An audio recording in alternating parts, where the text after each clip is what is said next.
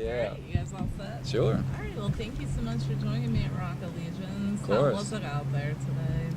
It was awesome. It was, we were the first band on our stage, and so a lot of the people were just rushing in to get their spots, their seats for the headliners or whatever. And we're a relatively new band, so I'm not sure how many people actually knew us that were up there, but we slowly won them over. Absolutely. They were It looked accepting. Like everybody was excited. Yeah, so, yeah. like, it was like a wake up. Somebody's got to play first. Yeah. And we were We're like, we'll always do down. it, fine. Yeah. But I felt like it volunteered went for over that. good. They were took them a bit. They were like, okay, all right, guitars, drums. Oh, okay, yeah, it's a band. Well, I think our stage is where Slayer's playing later, so I think some Slayer fans are just like posted up from the fucking morning. So Slayer fans, if we don't get booed, that's a good thing. Yeah, Absolutely. You Slayer cannot fans go can be Yeah. a little scary, man.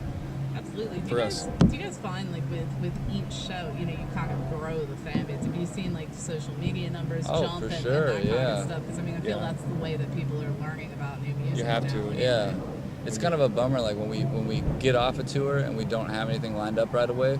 Like on tour, we'll have messages, and even like our interaction will be exciting. Like our Instagram will go off. We post a bunch of stuff, stupid videos or whatever.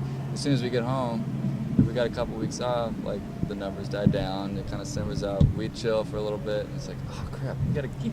It's we just gotta keep this momentum. ball It's like rolling, anything. yeah. Even if we're at home and we're all writing a lot at the time, it's anytime there's that kind of energy, I think it gets momentum, and then you know what I mean. So yeah, when you stop a tour, when you stop a writing process or something, then it kind of like dies down a little bit. Yeah, it's just natural. The beach is not good for momentum. We're close to the beach, Yeah, so we're it's kinda like. That's spoiled. We're on the water right here. This is Yeah. kind of the beach. And you're like, no. I heard the water was warm here though, because where we're from, it's That's a, like, fucking super freezing. dangerous river. That is. Yeah, It's the all- Delaware but like the is beaches, super, around here, and like Virginia Beach and Yeah, stuff. like I heard it Delaware was. beaches are good. Delaware so, Beach? like, yeah, that's where we're from. So There you go. it's not too bad. So can we talk about the album waitlist a little bit? Can Sure. you guys take me in the recording process? Maybe like one or two songs in particular, and let me know what the mindset was like. The recording process was really long on this record, and it was I guess a good long. This is the first record that we did not on our own. The first two records, I engineered it and we self-produced it and stuff like that. And the only person that would ever jump in would be somebody to mix. I think a fly went in my mouth. I'll take it from there. Yeah. So what he was trying to say was, I don't even know where you're going with that. well- long process. It was a long Yeah, process. So we did this record with Bob Marlette, who did like Sabbath, Shinedown, stuff like that. Big rock producer guy, and we did it at his house. So it wasn't even a studio. So it's his studio, but it's kind of strange because you walk outside and there's the pool, the drums were set up in his kitchen, which it doesn't matter. It sounds great, so whatever. So the vibe was just a little bit different, and to not be behind the desk the whole time, not having to focus on did we get the sound, did we not have the sound, and just focusing on did I get my sound. Was it hard for you to let go of some of that? Well, I Like, mean, I think he was super excited about it. Actually. Yeah, that was one of the things even before we had talked to the new label and everything about who was going to do it. I had already talked to the guys like, man, I would love to not be behind any of that and just be one of the guys in the band, and have somebody else tell me. But as a dude that produces other artists as well, I kind of have a way that I like to do things, and so sitting back sometimes isn't as easy as it sounds. Did you butt heads at all? Or No. He was so cool. That's awesome. And the great thing about Bob, which was Corey and I's big thing about the record, was vocals. Okay. He was totally down with our tones, totally down with getting weird with stuff, but he really dug deep with our melodies, our harmonies, and brought a lot of that out of us, more than what we probably would have done on our own. There's things that we didn't realize. Yeah, dynamically too. He made us really drop down for certain parts of songs, and then that was even really vocally, cool. It was like sometimes we're even whispering. There's like a verse on a song where he's almost whispering, Yeah, and then Tony the walks chorus comes in the into studio when I'm doing that. What a freak. We got very vulnerable for this record. Yeah. But if you're not going to do that, then though, why do it? Yeah, the exciting stuff I think I can speak for Corey on this one, was one of Bob's friends, we call him Bob 2, came in and just had boxes of pedals that like you can't find anywhere. For one, you probably can't find them because they're almost impossible to find, or two, you just could never afford to buy these pedals. And we just nerded out for hours, you know, probably wasted a lot of time, but the end result was freaking pretty cool. And now we have to go try to emulate those sounds on a budget, which is fun. But yeah, the guitar stuff was really cool. It was exciting.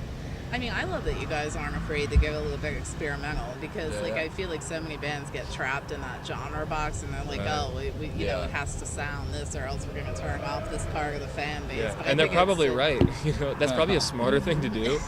We get bored, and we all have different influences, and we all want to do different things. We all want to spice up our own little thing. So we're not trying to take the fast road anyway either. I feel like a lot of bands nowadays, they miss the point of what being in a band is. You know, it's the same thing as getting a job. You got to start here. You can't just be the CEO out of nowhere. You know what I mean? Even if you wear the right suit and tie, it's not going to happen. But in music, it can happen. But as soon as that happens, that record, you're done. You know, and so you got to be true to what you're feeling and not conform too much to what the radio wants you to do, because I feel like if you do that, it's kind of like a death wish. Absolutely. I feel like a lot of times we're stuck in a singles market, and nobody wants to like kind of encompass that whole thing of listening to an album from start to finish that anymore. Is the opposite of what we do. Right. Well, you miss all those little nuances that are like in there, you know, that are super important. Yeah. And so I think it's a shame. It's refreshing to hear that you guys are taking that approach. Thank you. That's awesome. That means a lot. Yeah. Absolutely. So what's been one of your oddest fan encounters, or have you ever found oddest fan encounters so far? One girl got a tattoo after seeing us for one show. Wow. She got our logo on her tattooed on her arm. And our signatures. Is that surreal awesome for you guys still? Yeah, I couldn't believe she did it. I kind of felt bad for her because it's like She's her gonna whole regret arm. It was massive. She was amazing. She's cute. She should have got Metallica cool, or and like instead. I show everyone the picture. I'm like, look at this girl, dude. It's so rad. It was awesome. We tried to get in contact with her because I think it was in Little Rock, Arkansas. She did try to get in contact with her on Facebook or something. Say, hey, dude, anytime we're here, you're on the list. Yeah. You know, if you're out there, if you're listening to this, you did the ultimate fan thing, and that was fun. That was amazing. We've had some strange conversations. I mean, we like to talk to everybody that comes, you know. So if anybody comes up to merch, you know, we probably could sell more if we would just sell it and give it to you and see you later. But we always like to interact and hang out. I think that interaction's important, because so many. I mean, sometimes a lot of the musicians, they kind of hide behind, like, totally. you know what I mean. And then the fans, like, it sticks with them forever when they remember having a good interaction with somebody. Yeah, and with social media and everything now, there is no like, you know, this isn't us by any means, but you know, when you would look at a record, you'd be like, oh my gosh, I'm never gonna ever have a chance to be close to this person. And you see them live, and you're like, that's as close as you get behind the barricade. Yeah. And they weren't always behind the merch. And if they were, it was like, oh my gosh, I just touched that dude. That was freaking crazy. We had a crazy conversation. But now with social media and everything being so easily accessible, it seems like you're just friends now. You know, there is no like rock star like ideas of anybody or like anything surreal like that. It's just, I look up to you, I like your music, now we're gonna connect on a level. Like, people email our Facebook all the time, and I'll write them back as soon as I can. You know, it all goes to my phone. You know. No, without a doubt, like, the shroud of mystery has been lifted for sure. Yeah, totally. Yeah, people are like, oh, what are you guys doing today? What'd you get for lunch? You know, well, you know, cheese. Well, I'm vegan, so I guess not a cheeseburger. But you know. So if you guys had to choose a song to cover that was outside your wheelhouse completely, which one would it be? Is there something surprising? We've done this. Oh, that's yeah. So here's some new exciting things for you to check out. So we did we do some live videos every now and then on YouTube. Just, you know, we weren't touring for a while. We're like, well, let's give our fans something. Yeah. You know, and since we've got our rehearsal room mic'd up and I mix it all in there and everything, it sounds pretty good. So we did Big Data's Dangerous, and we mashed it up with 9 Inch Nails Only, because Corey was like, this sounds awfully similar. That's awesome. Maybe we should throw this in there.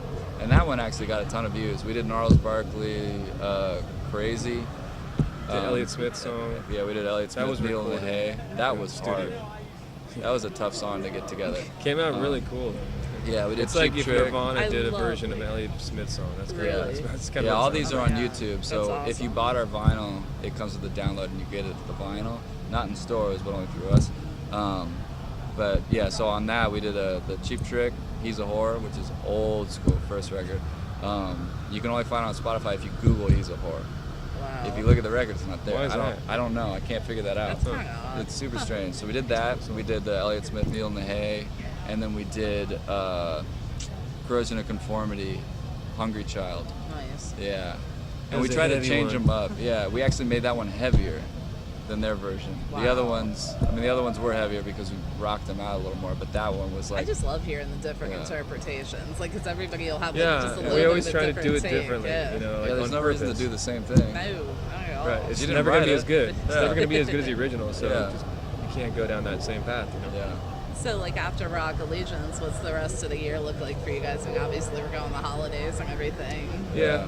We've got stuff that we can't announce yet. It's not 100% confirmed, but there are some other tours that will hopefully be locked in soon. But the only thing we can announce that's official in the books, everything, is we're doing Aftershock with Okay.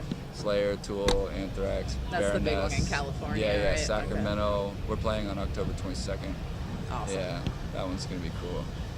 Great. Well, I want to Yeah. thank you guys so much Yeah. for taking a few minutes to speak with me. I appreciate pleasure. it. Thank you. Thank you. Yeah, I like your mic stand. I know. I think.